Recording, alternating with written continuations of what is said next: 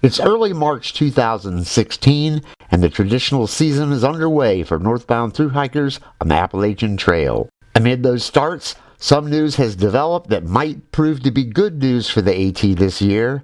Maybe. We'll talk about it in a minute. First, let's talk about some 2016 thru hikers. In an earlier video, I talked about the 2015 thru hikers I watched on YouTube. There were 7 of them, and after the video appeared, some viewers pointed out that I had managed to overlook some other channels, and I apologize for that. Even now, if I search for 2015 thru hikers who posted multiple videos and showed the end of their hike, I only find about 10. Maybe I suck at searching YouTube, but when I searched for 2016 thru hikers, I found about 25 so far. These are people who have said they intend to cover the trail end to end. I know of one more hiker with a channel who plans to start later this year, and I would expect more to appear later. I'll put the channel names in the description. My apology if I missed anybody. I also have posted other earlier videos about the Appalachian Trail Conservancy's efforts to reduce crowding on the trail, particularly when northbound thru hikers start in the south. Because there are a large number of thru hiker channels, does this mean the trail will be more crowded in the south this year? It certainly does not look like it. One element of the ATC's plan is voluntary registration. This can be done on the ATC website, and a link is in the description. The idea is to tell the ATC in advance when we plan to start a northbound thru hike. The benefit of this plan is that anybody can look at the ATC website to see when the crowded dates are. Also in the description is the link to the registration results. It shows the starting dates of everyone who has registered so far. Probably the biggest detail is the ATC shows a maximum trail capacity of 40 hikers starting in a single day at the southern end. As I speak, only one day, April the 1st, is showing more than the 40 hiker maximum. Fewer than 10 other days were showing more than 30 northbound hikers each. As of February 29, the ATC showed more than 1,400 northbound thru hikers as having registered.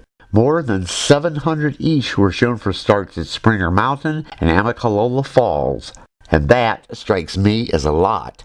The number is so high, we might wonder if the great majority of northbounders have indeed registered. If that's true, and we combine that with the daily numbers so far, the AT might have only one day exceeding the limit for the southern end. Again, maybe.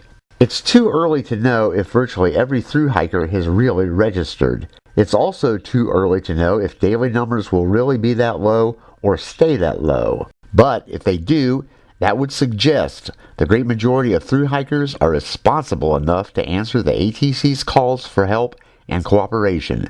It would mean all those thru hikers wanted to do something to keep the AT open and accessible and running smoothly. If all that is true, it could also mean those hikers understand the value of at least reasonably responsible behavior, particularly where they sleep for the night and in towns along the trail where critical eyes might be watching. We'll have to wait and see what difference these factors will mean over time. Even if this progress is real and recognized in the South, there is still the North.